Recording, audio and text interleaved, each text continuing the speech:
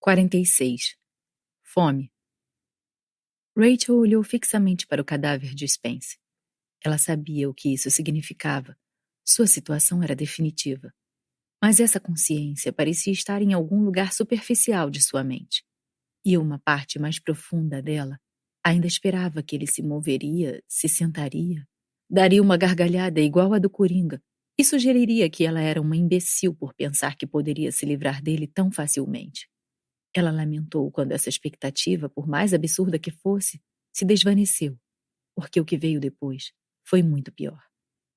Ela se arrastou para a frente, as algemas se esticando contra os tornozelos, os dedos estendidos tentando alcançar o braço de Spence. Ele estava talvez a 10 centímetros de distância, mas poderia muito bem ser 1000, porque, a menos que ela roesse as duas pernas, não faria diferença a distância que ele estava. Qualquer distância seria imensa.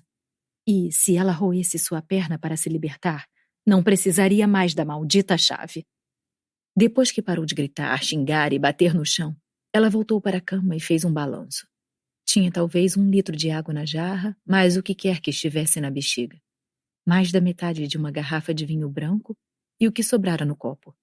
Alguns chocolates, mas não tantos quanto ela poderia ter comido. Por que comera tantos na noite anterior? Ah, e a bandeja da morte. Ela não podia esquecer. Deu um gole da garrafa de vinho e sorriu horrivelmente. Saúde! Então ela quebrou 2 unhas tentando abrir à força as algemas. Spence estava certo sobre uma coisa. Aquele psicopata maluco de merda. A pior coisa é sentir o arrependimento. As perguntas a atormentavam dia e noite, rasgando sua sanidade. Por que ela não o tinha agarrado com mais força? Mais alguns segundos, só isso, e ele teria ficado muito fraco para se libertar. Por que ela havia permitido que ele entrasse tão facilmente em sua vida de qualquer forma? Será que estava tão carente de atenção que precisou oferecer sua amizade tão completamente a alguém que mal conhecia? Ela perdeu a conta das vezes que deu tapas na testa antes de perceber que estava desperdiçando energia preciosa quando podia repreender-se facilmente usando sua voz interior. Mais do que tudo, ela desejava que Spence tivesse deixado a televisão ligada para conferir as notícias, ver se ainda estavam procurando por ela. Com o passar dos dias e o desaparecimento dos chocolates, juntamente com a maior parte da água limpa, a última de suas esperanças se foi. Ela tentou mantê-la viva buscando interesses em sua mente. O que tinha deixado Spence tão irritado? Será que ele podia ter deixado uma pista de onde os dois estavam? Em seus sonhos, ela via o caso sendo solucionado. As cenas se desenrolarem como se fosse um fantasma na sala. Conversas preocupadas sobre com quem ela tinha sido vista pela última vez. Perseguições malucas que terminavam em bizarras voltas ansiosas no lugar quando as coisas não se encaixavam nos lugares certos. No 6º dia, ela ficou sem água. Não que estivesse muito incomodada com esse ponto. Já estava bebendo sua urina e não tinha um sabor mais agradável depois da 2ª passagem pela bexiga. A situação se agravava profundamente. Mas talvez, surpreendentemente, ao ser absorvida, parecia perder sua potência. Já não parecia um soco em seu espírito como antes. Todas as perguntas, todas as recriminações, todos os medos tinham caído por terra. Para quê? Ninguém viria atrás dela. Ninguém jamais a encontraria ali. Rachel começou a ver os pontos positivos. Se tivesse que escolher uma maneira de morrer e escolher apenas uma, a fome provavelmente estaria no topo da lista. Ela não se importava com o acúmulo de dor no estômago, nem com a sensação primordial de fome crua que lhe vinha do peito até a virilha e que ela tinha de ranger os dentes para suportar. Outros terminariam loucos, não poderiam pensar em nada pior. Mas essa era uma maratona que ela já tinha corrido, e as sensações físicas, mesmo nos piores momentos, eram suportáveis. Apesar da dor no corpo, uma serenidade quase filosófica dominava sua mente. Um jejum alto como da primeira vez que estivera no hospital, e ela se lembrou de seu passado sob uma luz diferente. Não era amaldiçoada. Não merecia tudo o que tinha acontecido com ela. Só havia sido azarada por ter crescido com aqueles pais de merda. No entanto, desde o começo tinha construído uma vida. Tinha sentido o amor de Lily que, quando adolescente, pensava que ninguém jamais sentiria por ela. Seja generosa consigo mesma, repetia ela para passar o tempo. Seja grata pelo que você teve. Orgulhe-se do fato de que no final você desejava viver. Quando esse mantra deixava de acalmá-la, ela olhava para Spence, apodrecendo no chão a 6 metros de distância. Esse era outro ponto positivo, certo? Ele estava morto. Ele poderia facilmente ter feito o que queria, sem emoção, atacando-a como um robô depois de um Viagra, para então sair atrás do próximo alvo na sua lista, talvez até mesmo Lily, deixando Rachel para morrer ali de qualquer maneira. O fedor de seus restos em decomposição tornava mais fácil não pensar em toda a comida deliciosa que ela adoraria desfrutar. Então havia isso também. Na verdade, quando ela realmente pensava nisso, seu poço de boa sorte transbordava. Olhando para ele ali tão perto, tão perto, alguma coisa faiscou em seu peito. Tentando conservar energia, ela não se movia fazia dias, mas agora tentava levantar a perna. Como era de esperar, a perna parou quando a corrente se estendeu. Ela inclinou os dedos dos pés para frente e seu coração bateu mais rápido, de repente. Ela tinha perdido tanto peso que a algema estava cedendo. Ela se esparramou na cama e se inclinou para olhar mais de perto, seus membros em agonia enquanto os forçava a ficar na posição. Não era muito. Mesmo assim, a pele do seu tornozelo deslizou contra o acolchoado onde antes estava apertado. Ah, meu Deus! O estofamento. Por que ela não pensou nisso antes? Rachel segurou a pele falsa. Estava costurada no couro, mas o revestimento não se afastou do núcleo metálico. A taça de vinho. Ela a chocou contra o chão, pegou um dos cacos e cortou o couro, revelando o núcleo de ferro embotado por baixo. Tentou puxar o metal nu sobre o tornozelo, a borda raspando a pele, mas embora estivesse muito mais frouxa agora, ainda não conseguia dobrar o pé o suficiente para que saísse. Tinha sido o suficiente para alcançá-lo? Ela se colocou em posição, respirando com força, os músculos esticados, preparando-se para pular. 3, 2, 1. Vai! Ela se impulsionou para fora da cama, o braço esticado com tanta força que parecia que seu ombro poderia arrebentar. Bateu no chão como um baque. Quando olhou para onde sua mão pousou, o desapontamento inundou-a tão rápido que ela estourou em soluços. Ainda estava a alguns centímetros de distância. Não importava o quanto esticasse, as pontas dos dedos eram sempre curtas demais. Ela se arrastou de volta para a cama e pegou o pedaço de vidro que havia usado para cortar o estofamento. Não precisava ser muito. Alguns centímetros. Ela cortou a manga da blusa, amarrou-a abaixo do joelho, apertando o suficiente para que a panturrilha pudesse pulsar. Depois segurou o vidro com um pedaço de pele. Não pense, apenas faça. Rachel endireitou o pé, esticou a contenção e depois apunhalou o caco de vidro na parte superior do calcanhar. Ela gritou enquanto rasgava até a carne fina.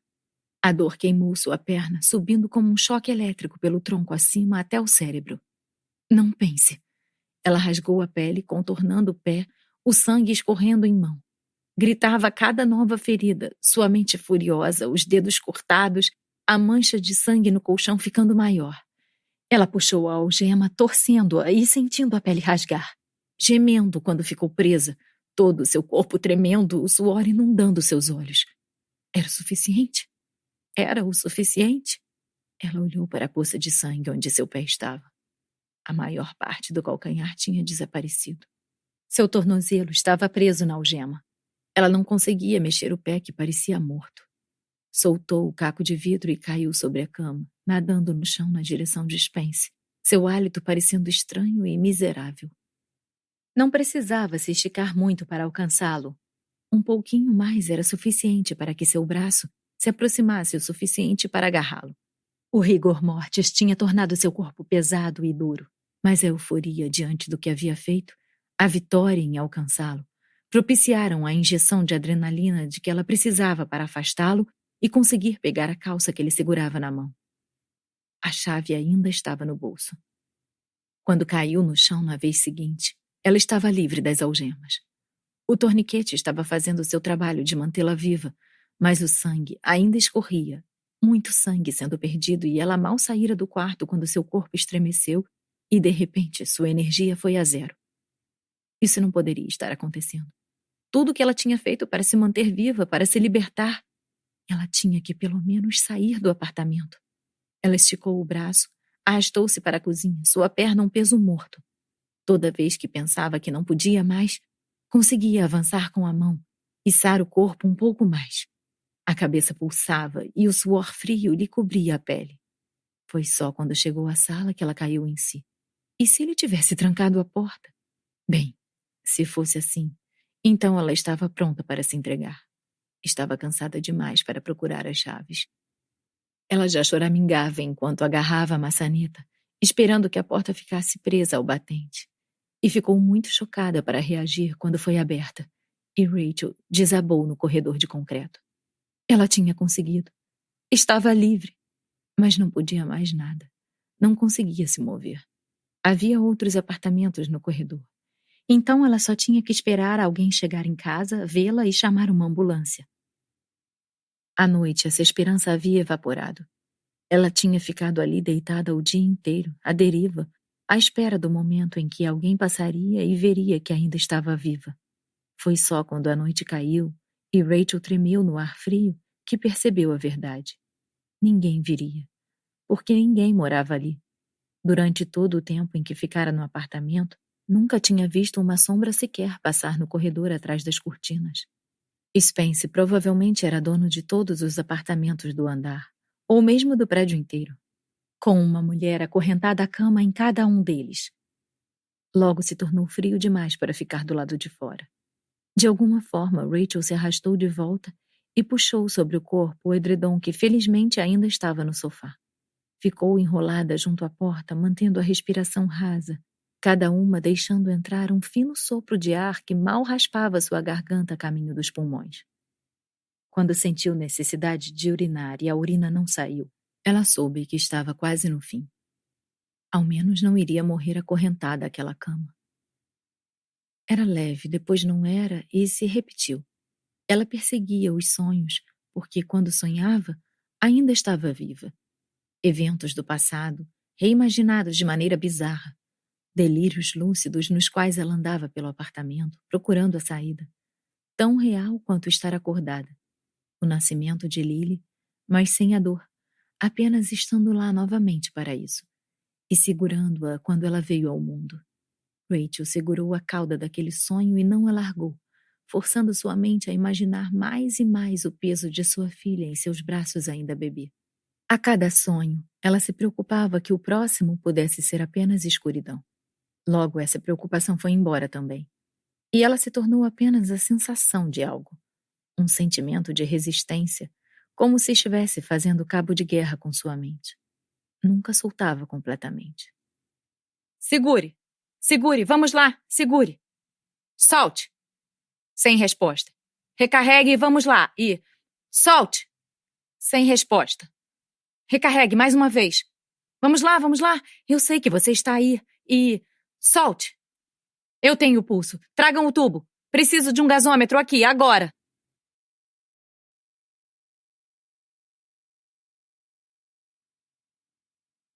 Epílogo. Se você não comer o seu almoço, disse Rachel encostada em Lily com uma cara boa, então eu vou...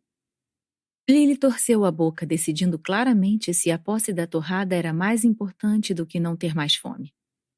Rachel ergueu a mão sutilmente e, em um movimento, arrancou a fatia do prato de Lily, dobrou-a ao meio e enfiou-a na boca. Haha, você perdeu! Ela mastigou a torrada.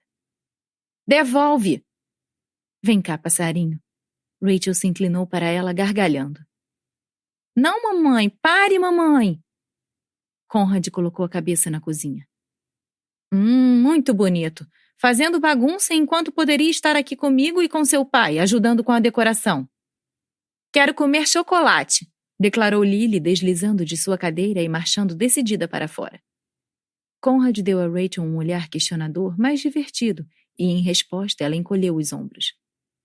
Eu vou ter que carregá-la para a cama hoje à noite, disse ela, levantando a mão para ele ajudá-la. Mas é uma festa. Conrad a puxou com um cuidado excessivo, pausando a cada momento para verificar se ela estava bem, como se fosse uma animação em stop motion, e estava ficando pior à medida que ela se tornava maior e menos móvel. Todos diziam que ela estava muito maior do que na época de Lily, porque ela estava esperando um menino. Mas Rachel sabia que a razão era muito mais simples do que essa: comida. Talvez, sem surpresas, ela tivesse desenvolvido um ódio patológico à fome. Ela ainda não gostava do peso a mais, principalmente no ritmo em que estava inflando, mas detestava mais sentir fome. Só um minuto, disse ela esticando a coluna. Ele beijou sua bochecha, dizendo para não ter pressa. Ela parou com a mão no encosto da cadeira e olhou pela janela da cozinha. De alguma forma, Londres sempre parecia uma cidade diferente na primavera, com as abelhas flutuando preguiçosamente ao redor dos arbustos frondosos, a luz do sol clareando o amarelo baço dos tijolos, as pessoas circulando sem seus casacos de inverno, sorrindo como se estivessem de férias. Mesmo agora, quase um ano e meio depois, ela se movia lentamente, sempre mancando um pouco. Mesmo depois de ter colocado o corpo em movimento, se fazia acompanhar tanto nos dias bons quanto nos maus de um suave gemido de dor. Após ser encontrada, ela havia passado meses entrando e saindo de hospitais. A fisioterapia tinha sido cansativa. Ela tinha cortado vários tendões do pé. Mas ela sabia o que esperar. Tinha praticado muito sozinha. Então tentou ver esse tempo como uma chance de refletir antes de certa forma, voltar ao mundo real. Seu pai vinha vê-la todos os dias, e eles conversavam longamente sobre o passado, sobre a vida. Ele contou a ela pela primeira vez sobre seu próprio pai, também alcoólatra, e que ele havia morrido em seus braços, porque naquela época não havia telefone em casa para chamar uma ambulância. Rachel chorou por horas depois que ele foi embora. Conrad veio na maioria dos dias também, primeiro como amigo, mas em pouco tempo como algo mais. Quando ela teve alta pela última vez, ele a levou para casa e, bem, as coisas aconteceram. No primeiro exame, todos declararam ser um milagre, embora ela preferisse o termo desastre do caralho. Fisicamente, ela não sabia como iria lidar com isso. Nem conseguia pegar Lily no colo. Aqueles dias tinham ido embora para sempre. Saber que seu corpo estava tão destruído que ela não conseguia nem levantar a própria filha a deixava tão triste. Lágrimas apareciam quando pensava nisso. Até que ela se lembrou. Seja generosa, seja grata, tenha orgulho. Apenas palavras, mas sempre faziam a diferença. Então ela se convenceu de que estava provavelmente fazendo melhor do que esperava, ou do que qualquer um esperava quando a encontraram. Foi o pai dela que descobrira o apartamento de Spence. Junto com Conrad, ele passara por cada posto de táxi preto em Londres conversando com os motoristas, mostrando fotos dela e de Spence. Um dos taxistas que encontraram em Euston disse que poderia ter levado os dois e permitiu que Mark verificasse seu histórico de GPS. Ele descobriu que eles tinham sido deixados em um ponto perto de uma galeria de lojas em Tottenham. Eles foram à polícia implorando que revistassem todas as casas, mas não foram atendidos. Havia 300.000 pessoas morando em mais de 70.000 propriedades na mesma área. Além disso, novas evidências, e-mails românticos salvos em seu laptop, reservas de balsa para 2 na França, sugeriam que ela e Spence podiam simplesmente ter fugido do país juntos. Se a polícia não ia procurar, eles iriam. O pai dela a encontrou no 8º dia de busca. Rachel não errara muito no fim das contas. Spence era dono de todos os apartamentos do último andar. Os restos mortais de Rowena foram encontrados 2 portas à frente. O pai de Rachel veio para a cozinha sentindo o joelho. Andar pela rua durante 12 horas por dia tinha ferrado tudo de vez. Ele ia precisar de uma cirurgia, mas continuava adiando, dizendo que queria estar de pé para ajudar com o bebê. Ele pegou a mão dela e esfregou suas costas. Estamos quase terminando lá dentro. Por que você não se levanta e se arruma? Rachel se inclinou e lhe deu um abraço. Obrigada, papai. Ela não queria esse chá de bebê ou qualquer outra desculpa para a celebração barulhenta que lhe havia sido imposta desde que saíra do hospital. Ela detestava ser o centro das atenções e as inevitáveis perguntas sobre sua recuperação. Mas, para ser justa, eles tinham feito a sala ficar bonita. Correntes de papel com laços nas paredes e balões de todas as cores tinham sido espalhados pelo piso. Mark tinha até pendurado um banner bonito dizendo "Olá, mundo", que aparentemente era algum tipo de piada geek. Talvez fosse. Era tão engraçado quanto as outras piadas geek que ele tinha contado para ela. Mark foi o primeiro a chegar, trazendo presentes tanto para ela quanto para Lily. Eu não podia presentear uma e deixar a outra chupando o dedo, disse ele apertando calorosamente seus ombros. Rachel levantou um dedo para ele esperar, demorando para mastigar e engolir um cupcake. Isso é algum tipo de assédio? Mark se afastou dela como se tivesse acabado de perceber que ela estava infectada. Você é uma idiota. Onde está ela? Ele fingiu pentear o cabelo em um espelho. Eu não queria que ela ofuscasse o meu estilo. Você precisa ter um estilo para alguém poder ofuscar. Ha, ha, ha! Ele balançou a cabeça sarcástico. Essa foi demais. Ela vem mais tarde. Me falou que adora chá de bebê. Rendida com o tema da festa, Rachel o cutucou nas costelas. E aí? Ela não era a primeira namorada de Mark. Desde que Key desaparecera de sua vida, não tão coincidentemente no mesmo dia em que a notícia do sequestro se espalhou, ele tivera uma vida amorosa bem movimentada, saltando de garota em garota como um nerd garanhão. Mas a coisa com essa parecia um pouco diferente. Mark encolheu os ombros e abriu um sorriso tímido, mas cheio de segundas intenções. Fizemos uma codificação juntos ontem à noite. Foi sensacional. Vocês definitivamente nasceram um para o outro. Sempre tem um chinelo velho para um pé cansado. Que tal passarmos aqui para uma visita? Você pode nos mostrar o lugar? Ele arrancou o resto do bolinho da mão de Rachel. De qualquer forma, disse dando uma mordida. O mais importante... E você? Você sabe, a pergunta. Rachel se pegou a caminho de revirar os olhos. Ela havia pensado um pouco mais nos dias anteriores. Não é que não quisesse se casar com Conrad, ou que não os visse juntos em 20 anos. Ela meio que via, e definitivamente poderia, mas estava preocupada que fosse pelo motivo errado, por causa do bebê e não dela. Embora uma parte mais calculista da sua mente lhe aconselhasse aceitar. O que importava se fosse apressado, se fosse mais pelo bebê, porque não era só isso que ela queria? Que ela e Lily fizessem parte de uma família? Só para constar, disse Mark, eu acho que você deveria aceitar. Esqueci que vocês são amiguinhos agora. Mark sorriu. Ele me deu umas dicas sobre a pesagem dos abdominais e o treino de shakes de proteína. Bom, acho que é mais ou menos isso. Ah, espere, acho que é o contrário. Você é tão engraçado. Um dia eu quero ser tão engraçada quanto você. Ele espetou os dedos nas costelas dela, então ela gritou, deu um pulinho. Você nunca vai ser tão engraçada quanto eu. Cuidado, disse ela batendo em sua mão. Você vai fazer o bebê chegar mais cedo. Conrad apareceu trazendo Lily pela mão com um chapéu de festa inclinado e os olhos brilhando por causa do açúcar. Ele sacudiu um dedo para Mark. Esse cara está incomodando você? Sim, pode colocar para fora. Lily balançou o braço de Conrad repetindo.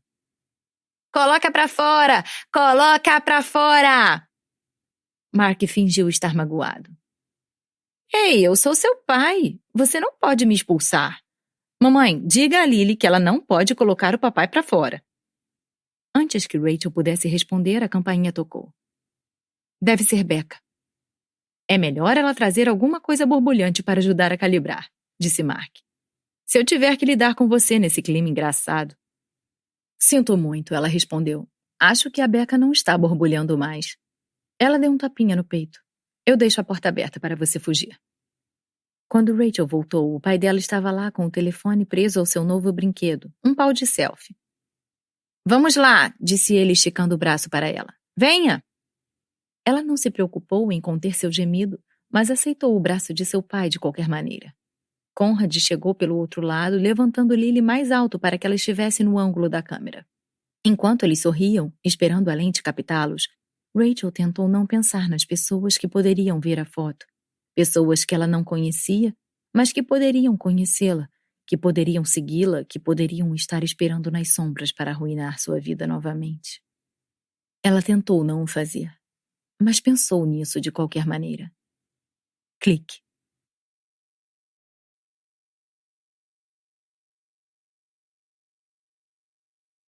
Agradecimentos. Este livro foi difícil de escrever. Ele trata de algumas questões obscuras e eu precisei mergulhar fundo para compreendê-las. Por mais de uma vez cheguei a pensar que não conseguiria terminá-lo. Mesmo quando estava concluído, quando a última de muitas versões ficou pronta, eu ainda tinha dúvidas quanto a ter feito justiça a Rachel e sua história. Isso tornou ainda mais especial o fato de ter encontrado uma editora como a Bloodhound Books, disposta a aceitar esse desafio. Por isso, eu gostaria de agradecer primeiramente a essa equipe, que fez tudo acontecer. A Fred, que ouviu a ideia por alto em Harrogate e me encorajou a enviar o manuscrito, embora provavelmente só tenha feito isso por educação. A Betsy, por apostar em um romancista inédito.